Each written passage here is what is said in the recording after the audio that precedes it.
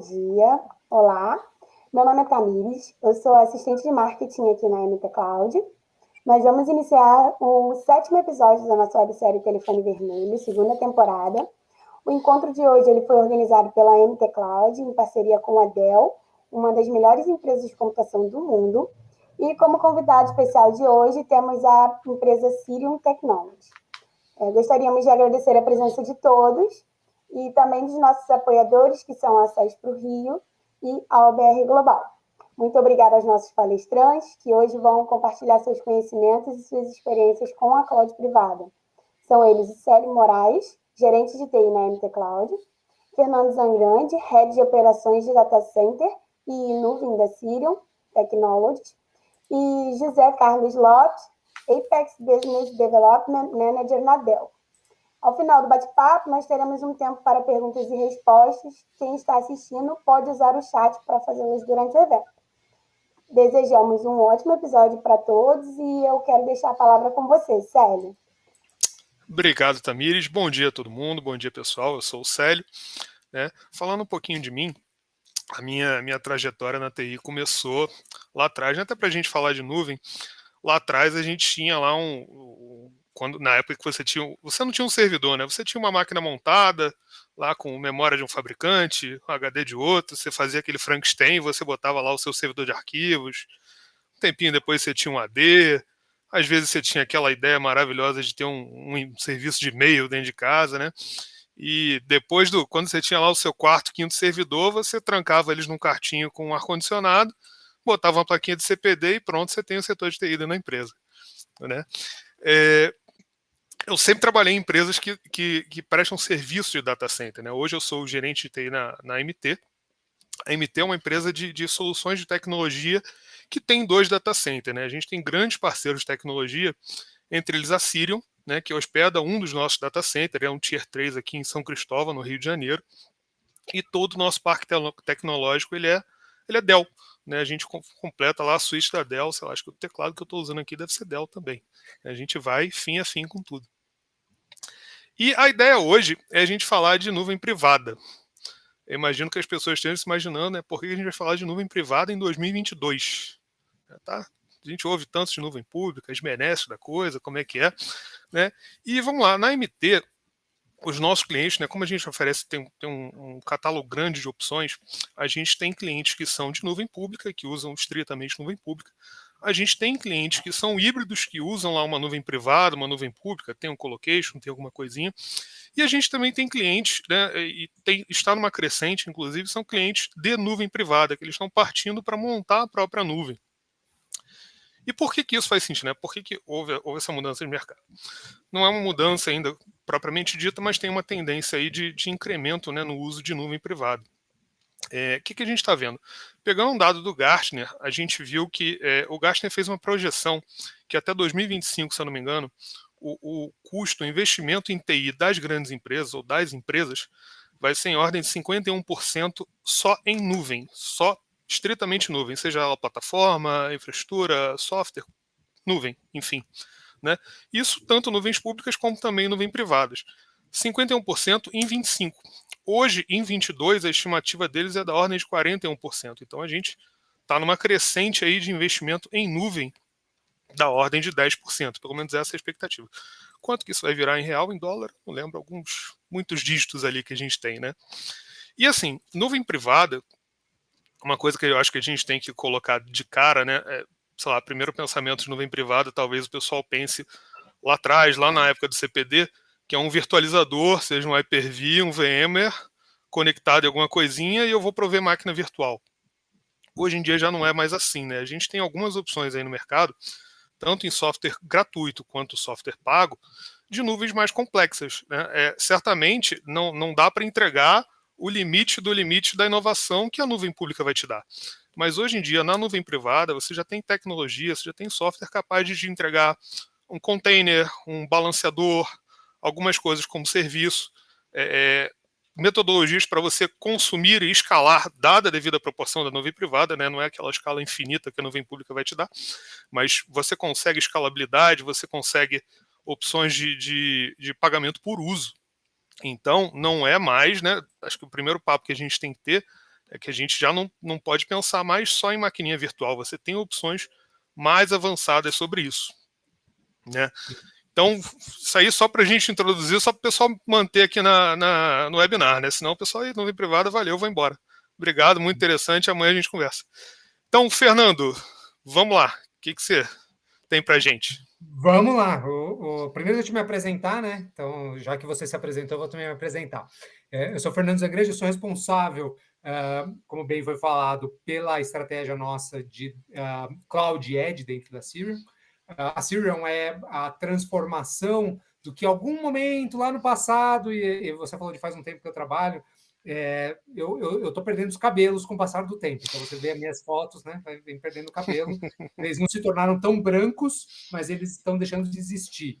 Eu tenho mais de 20 anos de mercado, e antigamente, quando eu entrei nesse mercado, a Cirium era a Impsat, né? Então, a gente passou por Impsat, não estou todo esse tempo aqui na Cirium, eu tenho 5 anos de empresa só, mas a Cirium tem muitas décadas aí para trás, e ela era Impsat, Global Crossing, Level 3, CenturyLink, Lumen, virou Cirium, agora somos Cirium desde agosto desse ano, né?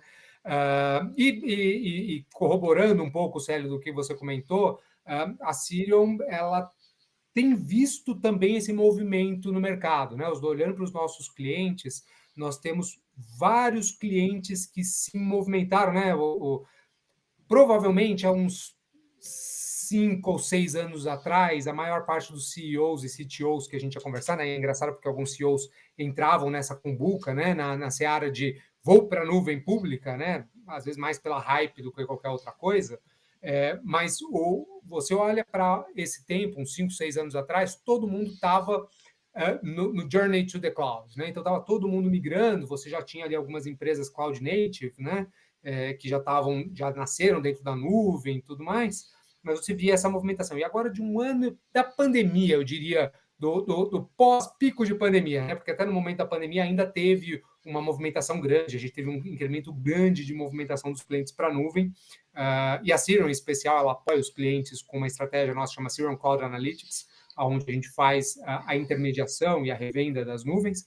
Então, a gente teve um pico muito grande no meio da pandemia, porque precisava escalar muito rápido e eu não podia ter movimentação física, né? Então, como que eu faço isso? Movimento para a nuvem, movimento rápido, garanto disponibilidade e tem uma movimentação relevante nesse sentido. Mas aí o que aconteceu é que, talvez de uns 2 anos para cá, principalmente, ali meio da pandemia, 2 anos é muito, né? Mas 1 ano e meio, por aí, a gente tem visto uma intensificação no retorno para casa, né? Então, muitos clientes procurando soluções de private cloud de forma geral.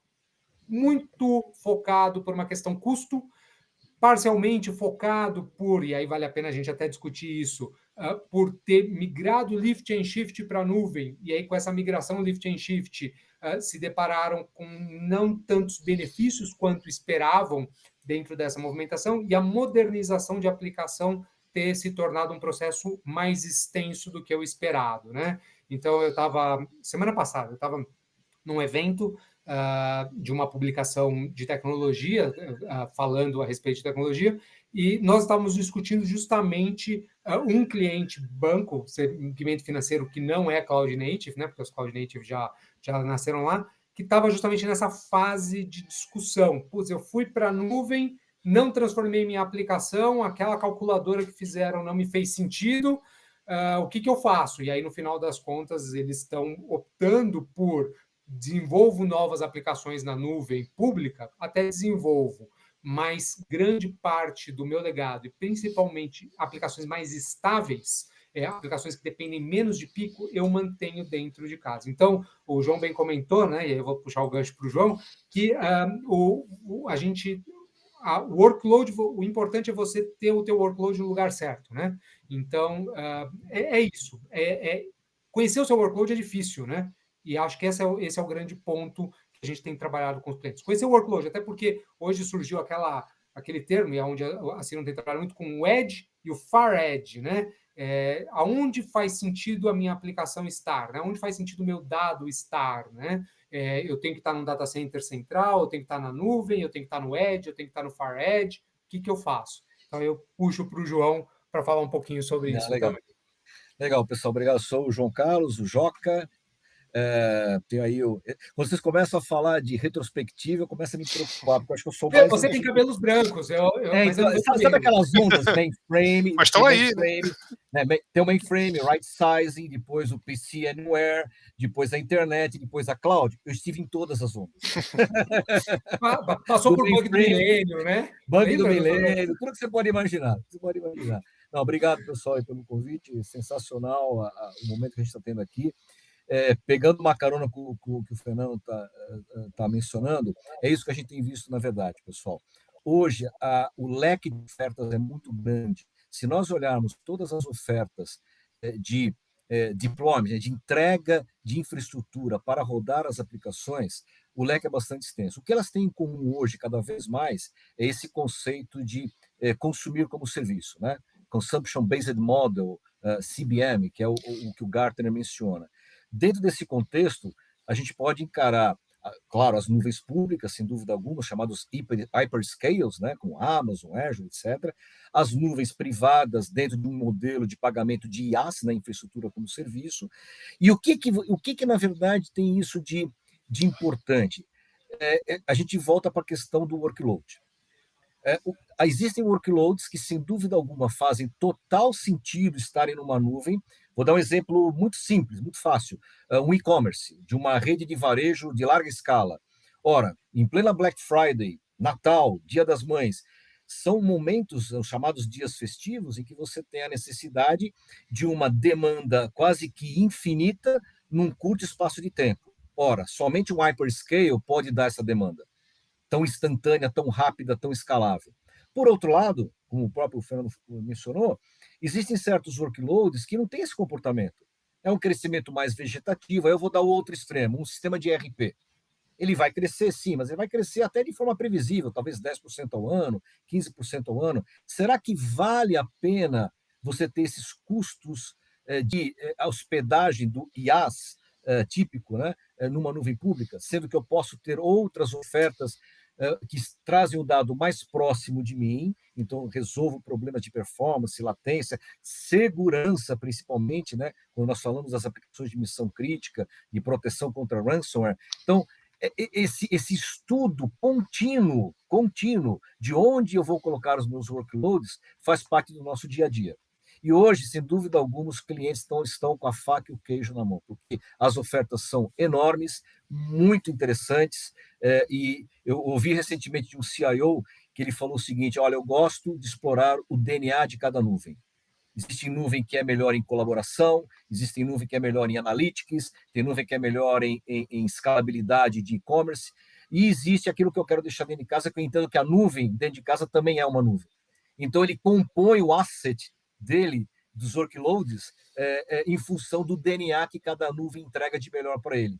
Eu acho essa abordagem muito interessante, e se a gente fizer um paralelo, né, até comentei com o Célio e o Fernando um pouquinho antes do call, se nós olharmos o ser humano, ele procura sempre melhorar, se adaptar, melhorar e, no caso, procurar evoluir. Essa é a natureza do ser humano. E quando nós fazemos um paralelo com os nossos investimentos pessoais, né, a gente nunca deixa todo o dinheiro num único investimento. Né? Você faz aí um pequeno spread, né, CDB, né? Não vou falar Bitcoin. Não, né? fala Bitcoin. Não deu muito certo. Não está no momento feliz, né? Tá bom. Mas até poupança, todos têm suas vantagens. Os workloads são os assets de uma empresa. Nós temos os nossos assets financeiros, os workloads são os assets financeiros, os assets de uma empresa. Então, o fazer o spread, colocar na melhor nuvem,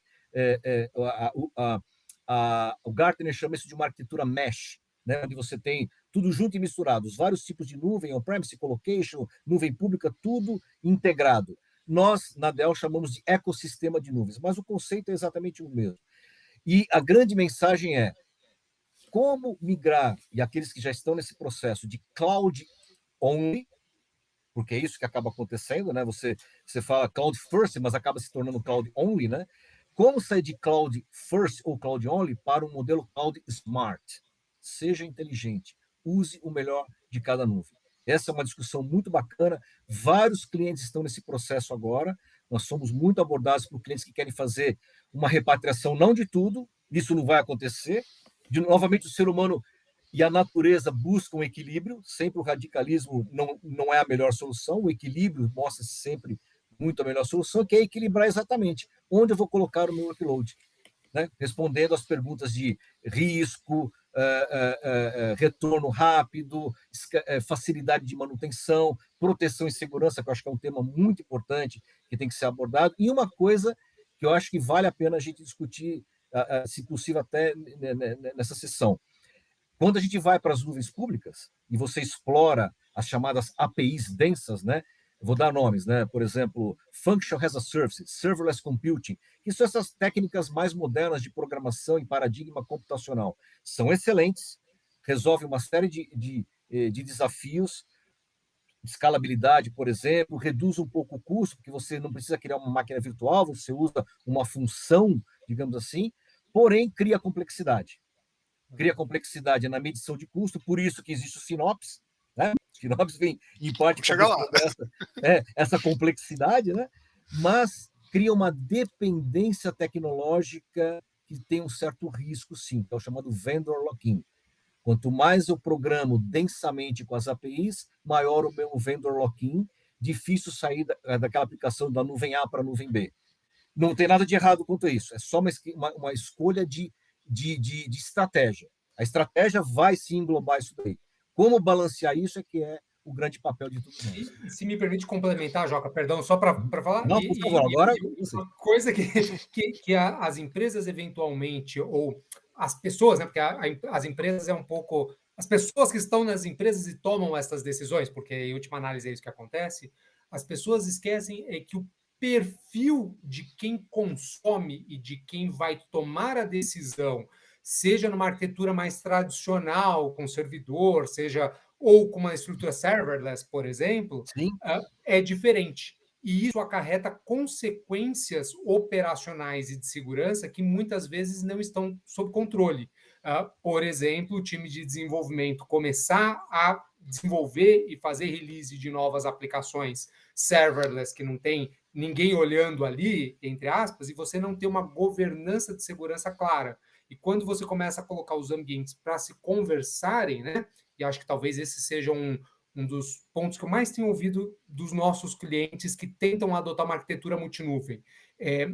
Quando eu coloco para conversar, eu descubro que eu não tenho ninguém que consegue fazer um match entre tudo, porque a segurança... Ninguém faz o meio de campo. Exatamente. A segurança de A é diferente da segurança de B, que é diferente do C. Aí um faz uma chamada de um jeito, outro faz do outro, e de repente sobre uma brecha aqui que eu não tenho controle sobre ela, ou não... Eu desconhecia, né? Geralmente é mais desconhecimento do que não ter o controle sobre ela. Então, isso é uma coisa que poucas empresas têm focado e atuado. Eu sou uma pessoa que gosta muito... Eu até estava, de novo, naquele evento da semana passada, eu estava comentando, eu sou uma das pessoas que gosta de executar. Prazer para mim, entra aqui e começar a programar. Eu gosto disso. Faz tempo que eu não posso me dedicar tanto quanto eu gosto, mas eu gosto de fazer isso. Eu gosto de ter um contato técnico. Mas quando você olha essa integração de segurança e tudo mais, você tem que aprender coisas que você não sabia que existiam, que estão ali. Então, eu tenho ouvido muito dos meus clientes essa dificuldade, faz parte do nosso dia a dia. Executar menos, eu sou um executor, gosto de executar menos, planeja mais. Você tem que trabalhar muito mais o tempo antes do planejamento, é uma fase importante, né? E quando você fala do private cloud, em geral, você tem mais controle sobre essas mudanças. Eu vou dar um exemplo que me aconteceu essa semana. A AWS, claro, não deveria, mas um provedor grande... Não tem problema. Provedor grande que começa com A. Né? Já tem dois. Já tem dois, melhor. Mudou um parâmetro dentro do Cost and User Report deles. Então, estava lá, estava no roadmap, estava documentado. Putz, mas tem tanta mudança acontecendo em tantos serviços todos os dias que esta mudança se perdeu. E acarretou uma série de problemas na forma de apropriação de custo do Cost and User Report com... Putz, cara, é uma mudançazinha, é muita coisa. E quando a gente fala de segurança, quando acontecem essas mudançazinhas em segurança, você começa a ter que correr atrás de tudo isso. E você precisa ter gente especializada, precisa de suporte, tem uma MT que tem braço para fazer isso, etc. Ótimo, você consegue terceirizar parte do problema. Mas muitos dos clientes eles precisam, não têm essa capacidade toda, não tem essa escala toda. Quando você fala de private cloud, em geral, você minimiza, você trabalha em ciclos mais fechados, mais definidos, ambientes mais controlados. Na maior parte das vezes, eu tenho uma melhor experiência quando a gente trabalha dentro desse perfil mais restrito, né? Então, é isso que tem.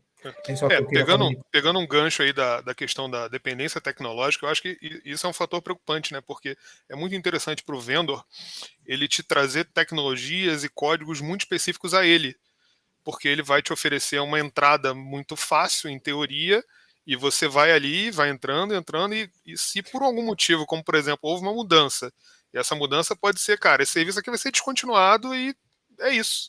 Ou houve uma mudança financeira, esse serviço aqui vai mudar o patamar de preço dele por algum motivo, né?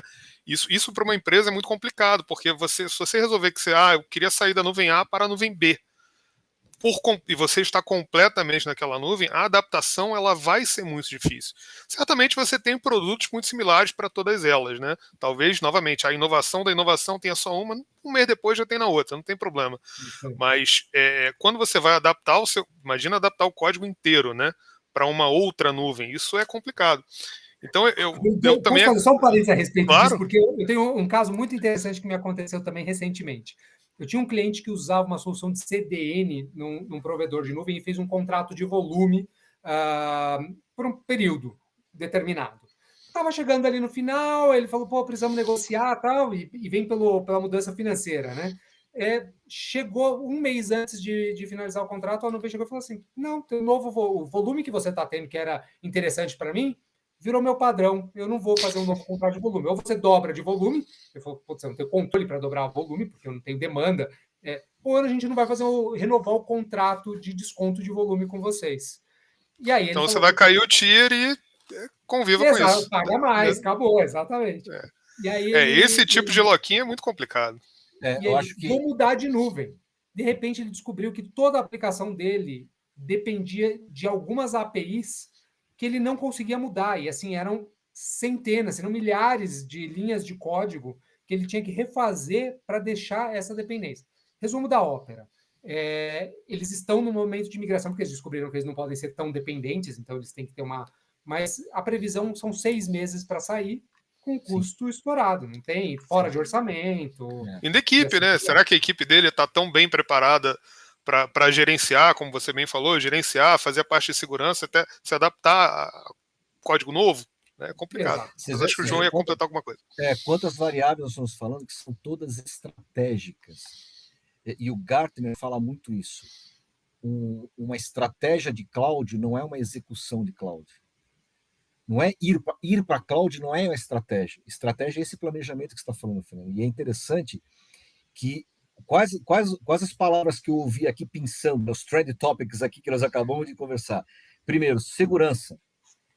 Imprevisibilidade. Tudo isso que vocês estão falando, que a gente está comentando, remete a uma sensação de imprevisibilidade que é muito ruim para as empresas. É não saber o amanhã. Como vai lidar? Como é que vai ser meu boleto no fim do mês de pagamento desses serviços? Vou ter continuidade? Não vou? Vou ficar amarrado ou não com esse fornecedor? Essa imprevisibilidade gera uma insegurança que é muito, muito difícil de lidar. Além desse último tema, Sérgio, que eu achei muito importante, a questão dos skills, né? Dos talentos. Eu não sei se vocês sabem, mas no Brasil se formam ao ano praticamente 55 mil jovens nas faculdades de TI, né? Só que a demanda hoje é de 150 mil vagas. Então, nós vivemos uma corrida muito intensa por talentos. E qual que é a grande dificuldade? Uma vez você desenvolvendo esse talento, ou ele já tendo se desenvolvido e sendo estratégico, ele vai embora. Eu tenho um cliente, por exemplo, que ele tem 3 pessoas, né, voltando ao assunto do FinOps, 3 pessoas de FinOps. 2 porque quem tem um, ele fala, quem tem um não tem nenhum, então tem que ter 2. E o terceiro eu tenho porque é estratégico. Eu sei que um dos 3 vai embora cedo ou tarde. Então, FinOps, eu acho que é um tema maravilhoso, né, aí para o pessoal, né? Você hoje em dia... Nossa, a gente cria... só para resumir, essa insegurança, essa imprevisibilidade, elas diminuem quando você traz para o on-premise, quando você traz para a nuvem privada. porque você consegue estar sob controle, tanto do dimensionamento de escalabilidade, performance, que é uma coisa muito interessante. Eu tive um cliente que comprou num determinado hyperscale, que eu não vou dizer o nome, ele comprou um serviço premium, com discos SSD, etc., para uma aplicação extremamente importante dele. E ele descobriu que o problema não era performance, era latência. E não estava funcionando. Resultado, teve que trocar por discos NVMe. E pagou muito mais por isso. Foi todo um contrato específico para aquilo ali, com outro patamar. Ora, isso dentro de casa, no on-premise, não existe, porque o dimensionamento é tailor-made.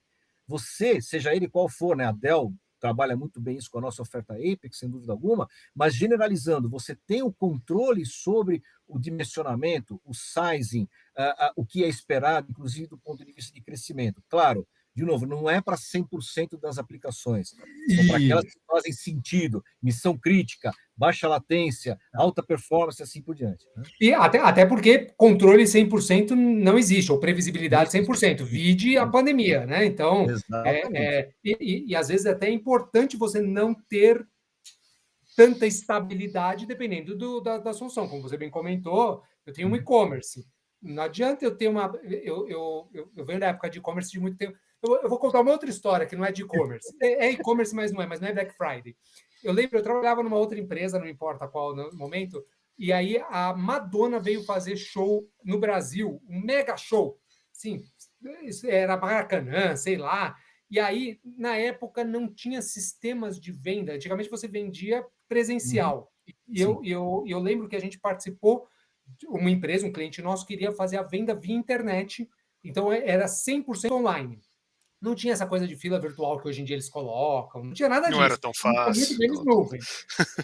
Eu lembro que no dia que abriram, a gente ficou 24 horas fora, porque a gente ligava, conectava o site de novo. Era um F5 que a gente tinha na época. O F5 tem todas as suas vantagens. Mas era um F5 que estava na ponta, a gente colocava ele na internet, o volume de acesso era tão grande, a aplicação no back-end não dava conta, que caía. Assim, então, o resumo depois deu tudo certo, assim, mas foi meio caos. Eu lembro que a gente não tinha capacidade de fazer, o F5 não dava conta, porque o F5 era uma caixa, ele tinha limite de throughput, e estourou. A gente colocou um monte de servidor, aí o cliente tinha que escolher qual era o servidor. Então, a fila eram 40 servidores na tela, o cliente tinha que escolher, sabe, meio sorte. Assim, foi caos. Foi caos porque, tecnologicamente, a gente não estava preparado, fato, e principalmente era uma coisa muito nova. Então, quando a gente olha, né, dependendo do workload, faz todo sentido estar na nuvem, até porque eu não vou ter uma capacidade de Black Friday o ano inteiro, quando eu só tenho uma Black Friday no ano. Então, não faz sentido. Você não tem necessidade de ter meios para atender essa demanda o ano inteiro dentro de casa. Mas aí é que eu acho que é importante. Assim, a nuvem privada, né, não é que ela seja uma bala de prata, vem tudo para a nuvem privada, não. Eu acho que a palavra-chave aí é o workload, né? A sua carga de trabalho faz sentido? Possivelmente faz grande sentido você ter uma parte dela dentro de casa. Por quê? Pegando o tema da previsibilidade, a gente tem que lembrar que quando você tem a nuvem privada, você tem o controle, você tem aquela gestão, ou você terceiriza a gestão da nuvem para alguém, mas enfim, você tem aquela...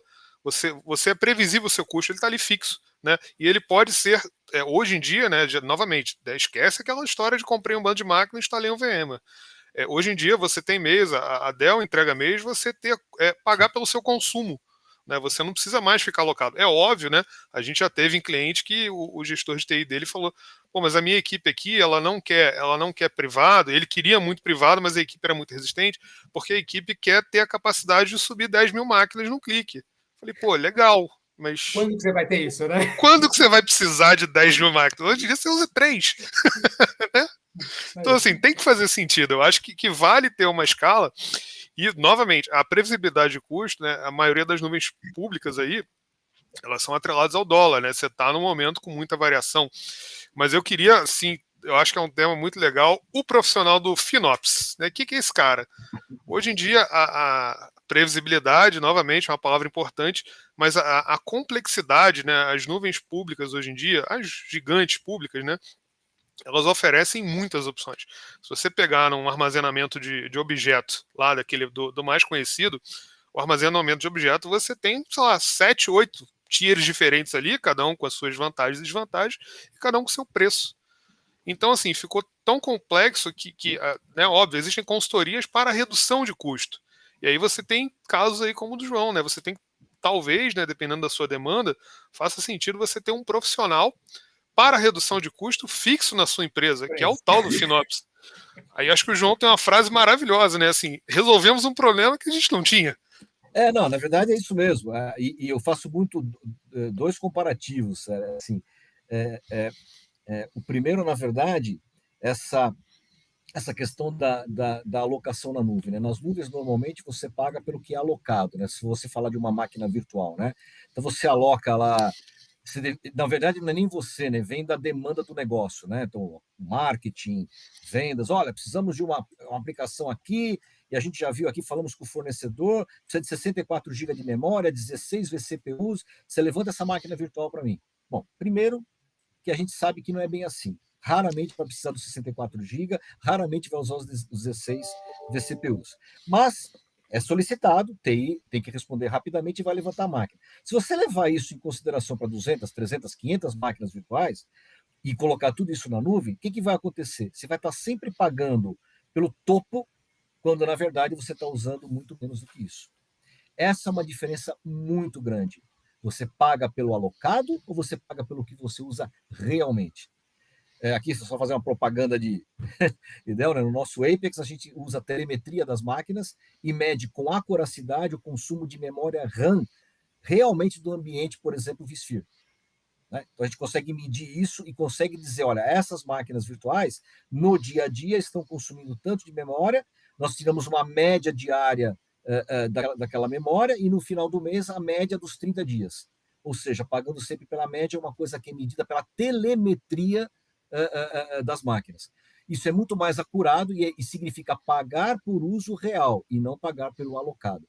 Nós tivemos casos aí muito interessantes e nós comprovamos para o cliente que ele estava usando 49% na prática, já considerando tudo no pico, do que ele realmente tinha alocado. Então, ele alocou, por exemplo, 6,2 terabytes de memória na nuvem e estava consumindo 3 ponto alguma coisa, 2,9.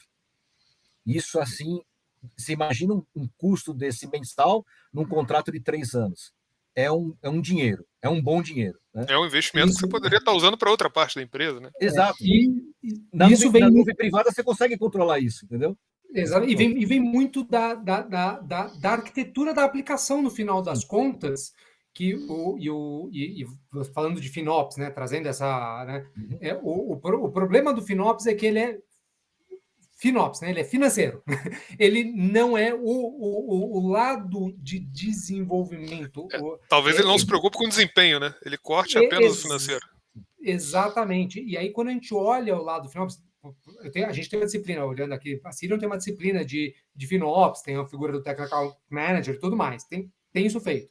Mas quando a gente olha FinOps é você, como bem dito pelo Joca, resolver um problema que não existia, né? Então, esse é o primeiro ponto, mas ele não tem superpoderes de resolver, não é porque ele dá o caminho, mas muito da resolução depende invariavelmente de algumas alterações em como a aplicação se comporta.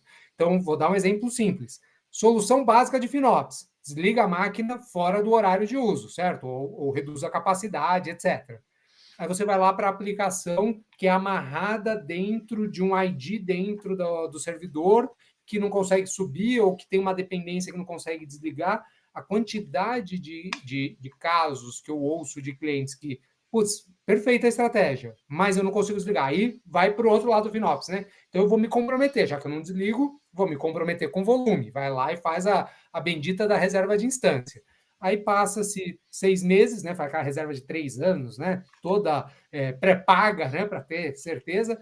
Aí chega lá, depois de 6 meses, vem o provedor e lança uma CPU que, se você trocar pela CPU nova, reduz o teu custo. Fica mais barato, mas você está fidelizado, não mas pode. Você está fidelizado, exato. Ou está alocado por financeiro, né? Não, aí resolveram isso, né? Não, vou fazer, não é mais reserva de instância, você não vai se comprometer com a máquina, você vai se comprometer com volume de dinheiro. Aí vai lá e se compromete com volume de dinheiro, chega uma pandemia. E, de repente, o volume de dinheiro não existe mais. A quantidade de casos que eu ouvi disso, eu cheguei a ter... Eu tenho um caso específico, não é do Brasil, de um cliente que foi banido de uma nuvem porque tinha um compromisso financeiro que ele não honrou.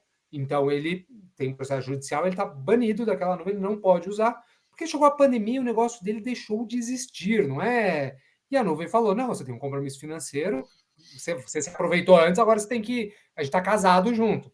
Pô, não é assim, né? Depende de um... Então, de novo, problemas que surgem e que as soluções são complexas. E o cliente, às vezes, sozinho, não tem a visão do todo.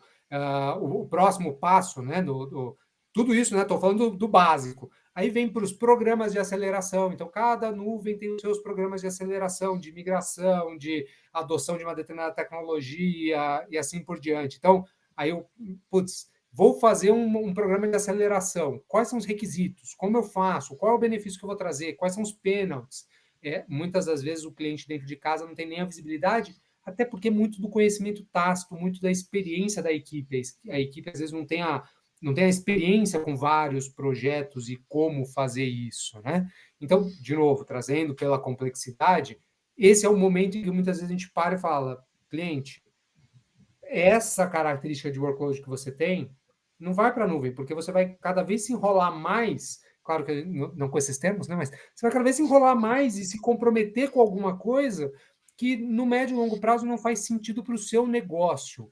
Pega o negócio, separa o negócio. Meu negócio front é isso, então eu vou me comprometer com isso. Back é outro bicho, vou trabalhar de outra forma, trago ele para essa outra forma. Ou até mesmo, e aí voltando, e aí eu vou puxar um outro gancho, a gente vai falar de FinOps mais, mas para falar, até mesmo o Far Edge e o Edge, que é um ponto que tem que ser colocado dentro do jogo. Eu tenho um cliente que faz mídia publicitária, e ele cobra a mídia por público.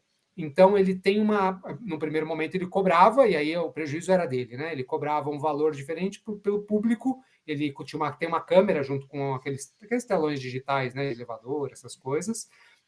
Tem uma câmera e fala, olha, eu tinha 2/3 eram mulheres, o produto era focado para o cliente feminino, então eu te cobro desse jeito.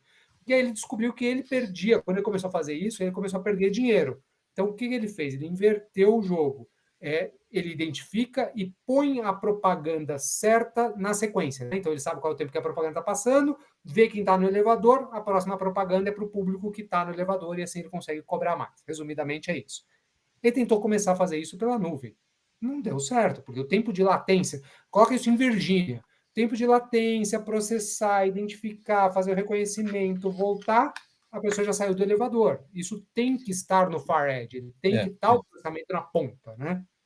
Eu acho assim, muito importante que a preocupação de custo ela esteja no DNA de cada colaborador da empresa.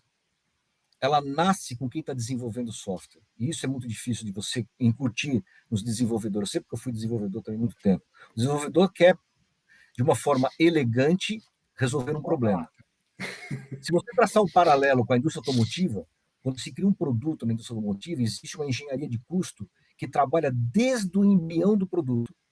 E essa engenharia de custo ela é capaz, sim, de reverter um design em prol de um custo menor. Isso não acontece em software. Em software, desenvolve-se aquilo que se desenvolveu, o custo e quanto custar, é o que vai ser levado para a produção.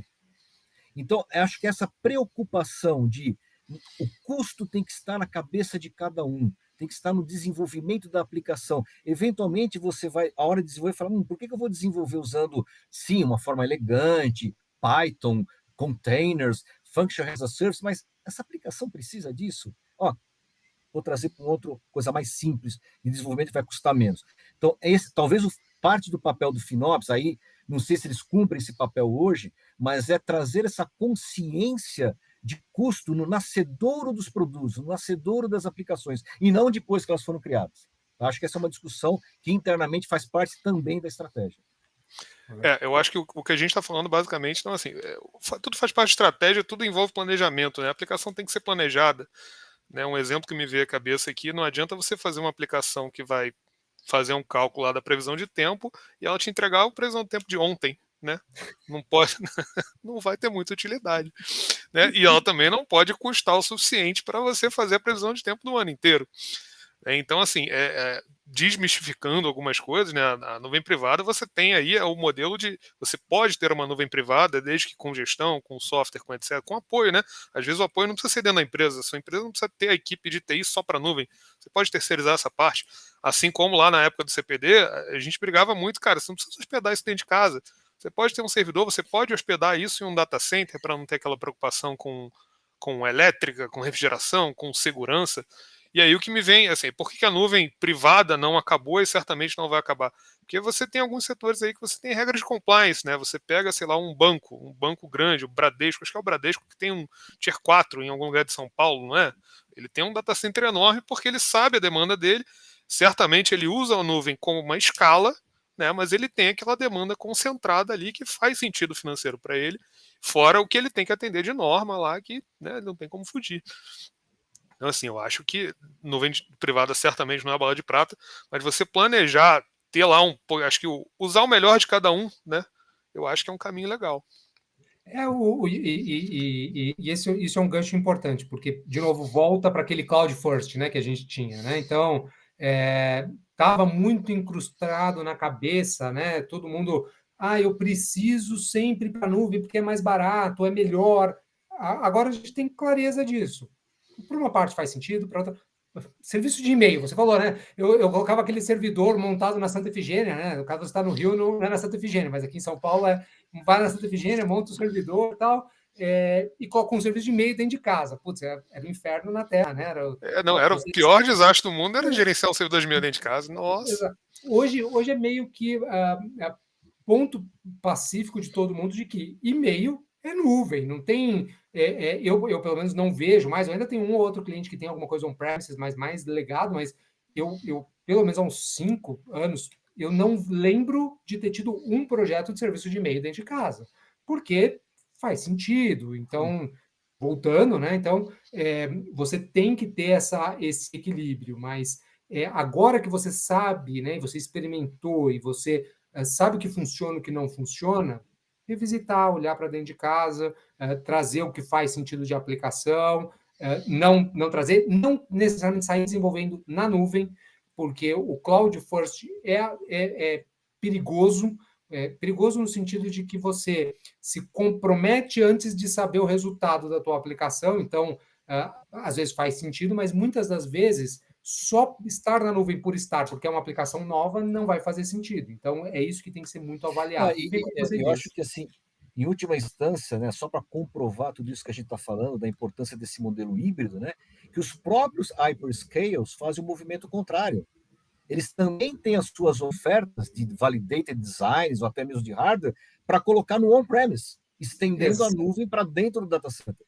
Então, assim, o que nós estamos falando aqui é uma realidade e acho que é uma comprovação de que o modelo híbrido, sem dúvida, é talvez a abordagem ideal. Quanto que você vai mesclar de on-premise versus off-premise, cara, vai variar de empresa para empresa, workload para workload, mas esse é um modelo bastante vencedor e que dá previsibilidade onde você precisa ter previsibilidade e dá hiperescala onde você precisa de hiperescala. De novo, é só uma questão de você planejar, olhar os workloads e colocar isso na prática. Uma coisa interessante também, essa questão do FinOps, naquele cliente que eu mencionei que tem 3 funcionários, eu perguntei, mas qual que é o seu custo, como é que você vê o seu custo de nuvem? Aí ele falou, não, eu tenho aqui a planilha que eu recebo, então eu falei, não, o seu custo de nuvem não é mais aquela planilha que você recebe, é ela mais o custo de ter 3 indivíduos pagando salário, só para ler.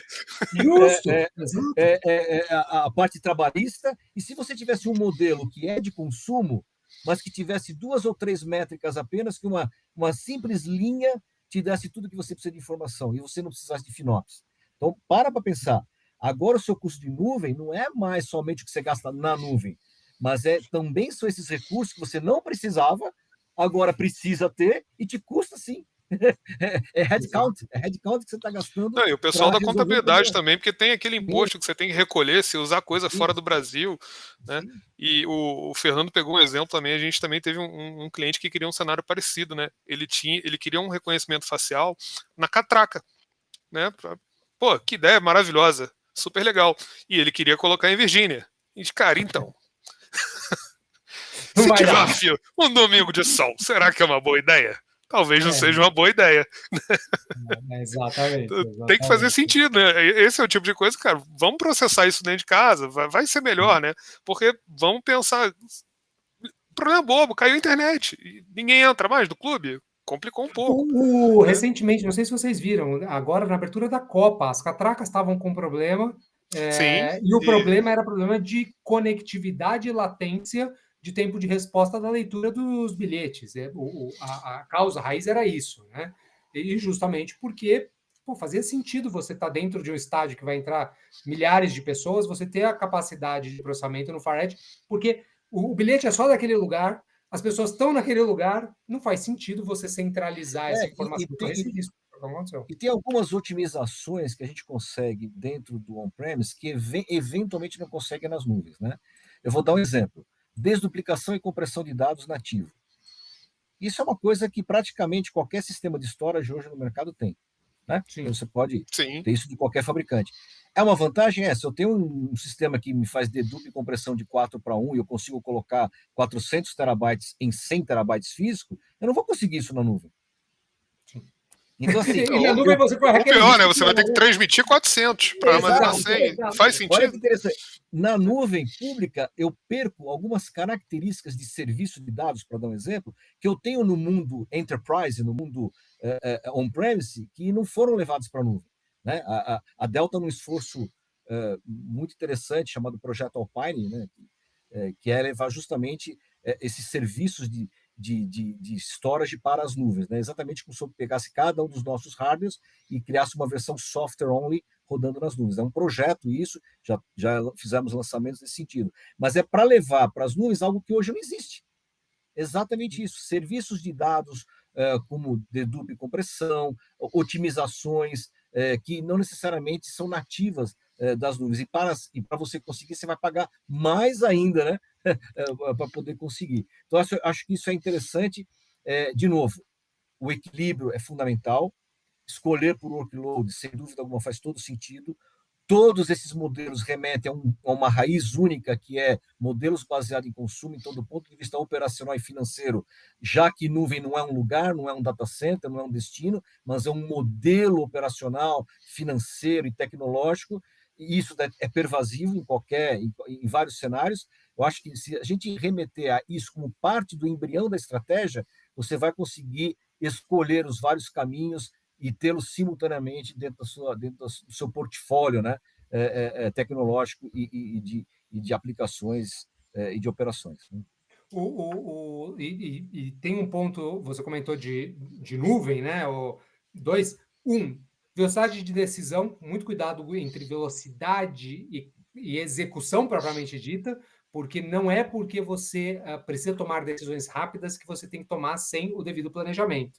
Claro. Eu tive um caso de um cliente que, por um erro de automação, movimentou um volume enorme de dados para o cold storage. Pagou uma fortuna para devolver todos esses dados para a produção, porque eles não eram dados de cold storage, eles eram dados produtivos e eles estavam com problema. 3 dias depois.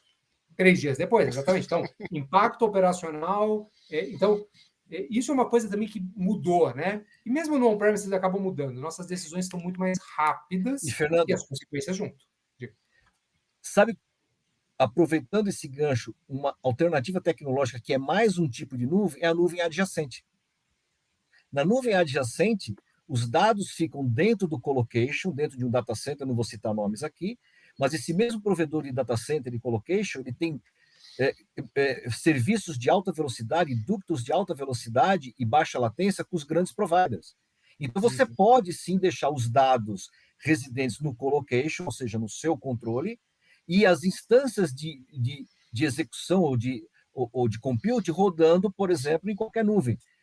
Eu posso ter um Analytics rodando no Google, um Analytics rodando no Azure e outro na Amazon, e os três acessando o mesmo repositório. Consultando uma base de dados que está ali para um acesso de muita velocidade. Olha que legal. Então, esse conceito de nuvem adjacente é excelente. Eu acho que ajuda mais ainda a você quebrar essa possível cisão entre privado e on-premise e off-premise, que não existe, elas são integradas, e eu acho que a nuvem adjacente é um ótimo exemplo disso. Só para puxar a sardinha, a gente tem oferta, tá? Se quiserem na segunda-feira, para continuar. Não sabia, eu não sabia. Eu estou falando aqui, eu não Não, sabia. eu só estou falando, porque já, né, que jogou na bola, eu tive que Não, cortar. eu estou falando que a gente tem participado de desenhos, né? Nós fizemos, inclusive, testes de performance reais, né? Com Object Storage, né? Que é um tipo de storage de larga escala, Sim, e provou-se muito factível, muito factível. claro. Baixa latência, alta performance, não paga Não, o é a data mesma address, né, qualidade que é a como se tivesse tudo microseguridade. junto. Não tem. Exato. Isso, A e gente tem você opções de tem arquitetura controle. hoje em dia que complementam esse tipo de coisa. Então, assim, eu acho que o que a gente está dizendo aqui é basicamente, primeiro, duas palavrinhas que eu acho que tem que ficar, né? Planejamento, tanto da aplicação quanto da estratégia de empresa. Pensar nesses poréns, né? Você pode acabar sendo travado dentro de um vendor ali, e para sair vai ser um esforço hercúleo, né?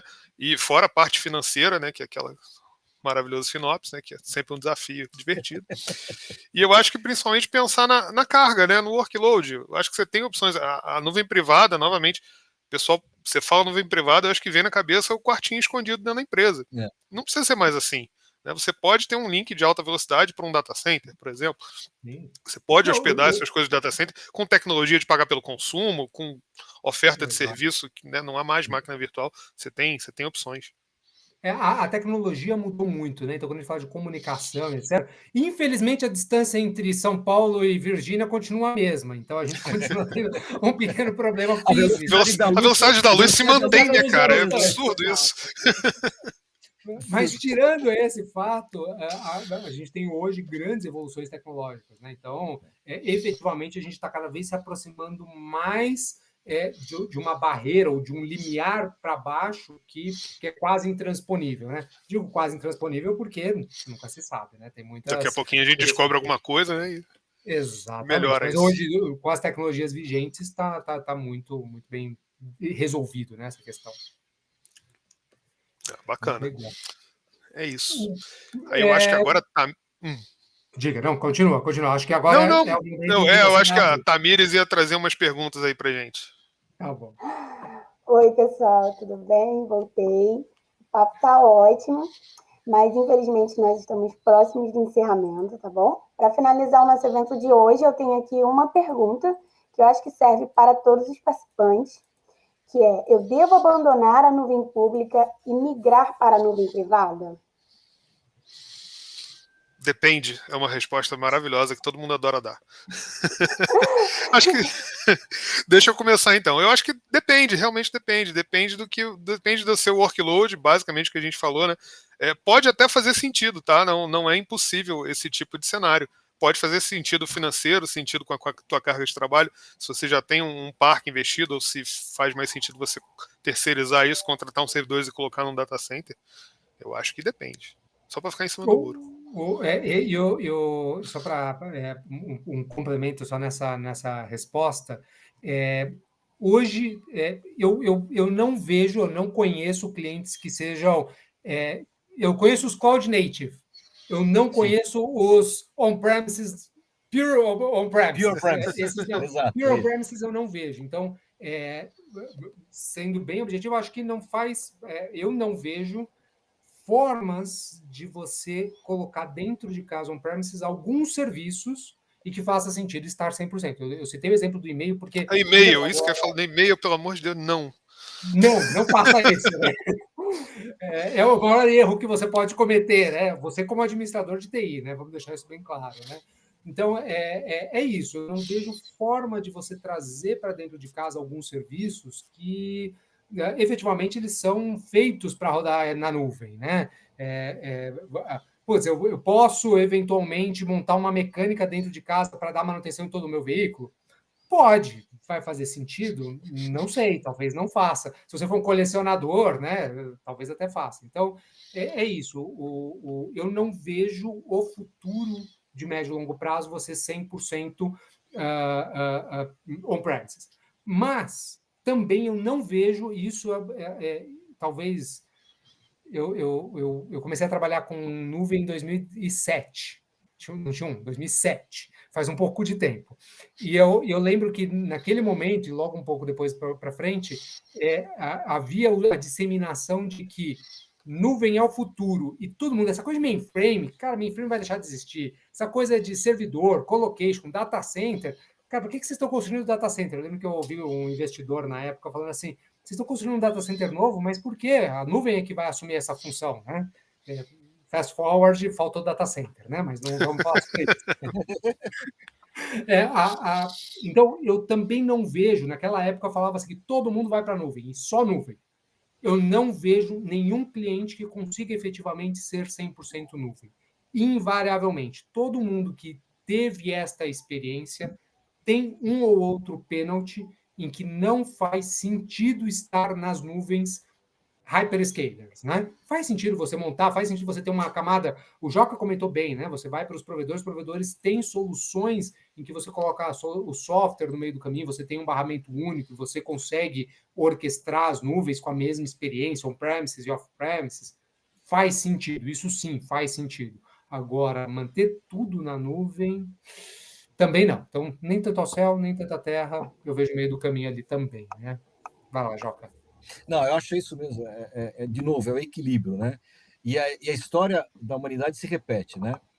Quando surgiu o Linux, todo mundo dizia que o Windows ia morrer. Eu era um cara de OS2, só para você ter uma ideia. Esse morreu no meio do caminho por outras razões. Né? Mas assim, vai morrer o Windows, vai morrer o mainframe. Não morreu. Pelo contrário, estão aí fortes dentro dos seus roles, né, na tecnologia, e é exatamente isso. Sempre o equilíbrio é a melhor resposta, em quase tudo que a gente tem que fazer.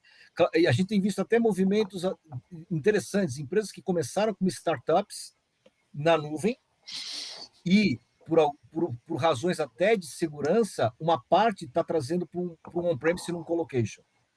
Então, assim, é uma empresa digital? Sim. É uma empresa moderna? Sim.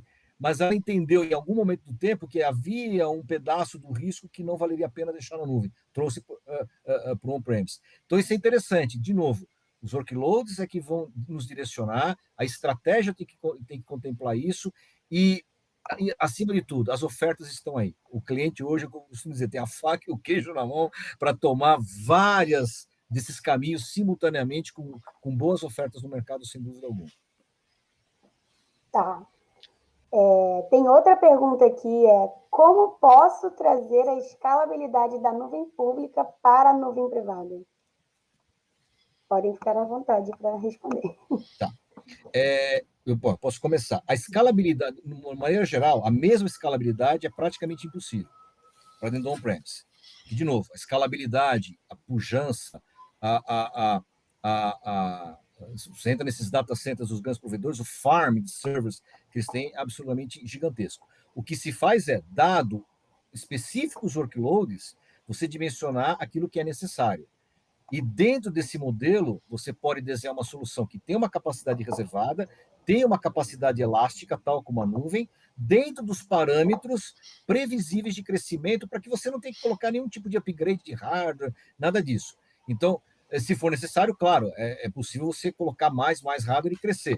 Mas, normalmente, o que se faz é uma projeção do as-is que eu tenho hoje, mais um crescimento previsto, com uma certa capacidade adicional elástica, que você não vai pagar, só vai pagar se usar, aí a gente remete ao pagamento por uso, isso tudo embarcado, instalado no seu on-premise ou no seu colocation. E olhando, de novo, olhando de uma maneira firme os workloads que você vai destinar para aquela infraestrutura. De uma maneira genérica, vou ter a mesma elasticidade de uma nuvem pública? Não, praticamente impossível você conseguir isso. Mas aí vem um ponto que o Célio bem comentou, né? Você precisa dessa elasticidade? Exato, Qual o tamanho da tua elasticidade que você precisa? Exatamente. Porque você vai ter imprevisibilidades, você vai dobrar de tamanho, mas você vai triplicar, quadruplicar, assim, o quanto não é. E mesmo dentro das nuvens, não é tão transparente assim a elasticidade, porque você tem limites, todas as nuvens têm limites, são soft limits, mas tem, e toda a nuvem, por exemplo, Black Friday, eu tive um cliente que chegou na Black Friday, ele teve problema faz alguns anos atrás, e ele falou, mas eu estou na nuvem, como eu não consegui crescer? Porque as nuvens deixam muito claro, você tem que fazer um warm-up do ambiente, você tem que preparar o ambiente para até onde você pretende chegar e saber qual é a escalabilidade. Chegar e falar, quero 1000 servidores, Não vai acontecer. Então, isso é muito importante. E, olhando para os provedores, né, a AMT, a Sirion, todos nós temos alguma oferta paga por uso. Então, por exemplo, a Sirion tem o Bare Metal as a Service. Você pode contratar um servidor hoje, depende do modelo de contrato, claro, né, se você se compromete ou não, etc. Mas amanhã você desliga, você não paga mais por aquela máquina física. Eu pego e coloco essa máquina física para outro cliente. Então, como provedor, a gente tem ganho de escala e a gente oferece essa flexibilidade. Não vai ser, como o Joca bem disse, igual um hyperscaler. Não vai. Sim. Mas ela tem um grau de flexibilidade até extenso. Eu tenho grandes e-commerce rodando hoje, boa parte da operação da Sirion nesse modelo Bare Metal as a Service. Ou indústria de jogos. A gente tem muitos clientes na indústria de jogos. Latência baixa, cresce servidor da noite para o dia, etc. Modelo Bare Metal as a Service. É um recurso que a gente tem. E eu vou deixar o Célio continuar, porque eu já vi que a gente falou também. Eu tô nessa linha também. Eu acho que é uma questão de planejamento e você não precisa se preparar para Black Friday, porque ela não acontece todo dia. Não vai fazer sentido, né? Você ter uma estrutura para atender uma Black Friday que é, sei lá, 100 vezes o teu faturamento normal do teu e-commerce, que dura um dia, um final de semana, você ter isso pro ano inteiro. Então você tem que ter uma escalabilidade, tem que ter uma escala ali projetada para atender o seu pico médio, né? E o resto você pode escalar para uma nuvem pública, que aí você pega aquela demanda sazonal. E a tecnologia te permite pagar por uso, né? Tem empresas que fazem isso, a MT, a Sirion, a Dell também, ela te permite modelos de serviço onde você vai pagar pelo consumo. Então, a escala da nuvem, né? Antes você tinha que comprar e você ficava com aquela capacidade ociosa. Hoje em dia não, hoje você vai pagar de uma maneira muito, muito similar à nuvem pública, você já paga com provedores de serviço. Então, tem opções. Ótimo. Então, pessoal, é isso. Eu quero agradecer a todos. A gravação desse evento vai estar disponibilizada no nosso canal do YouTube, tá? Da MT. E até a próxima, gente. Muito obrigada. É isso, gente. Obrigado, boa tarde. Obrigado Fernando. Obrigado, Joca. Obrigado, Tamires. E que o Brasil ganhe, né? Hoje, agora à tarde, né? Opa! No mínimo, né? No mínimo. 3-0 no bolão, pelo menos. Eu quero uma elasticidade, eu quero uma boa elasticidade no placar a favor do Brasil. Boa. A favor do Brasil, é importante. Bom ressaltar, porque a zebra está por aí. É isso aí. Um abraço. Tá bom, gente. Obrigado. Tchau, tchau.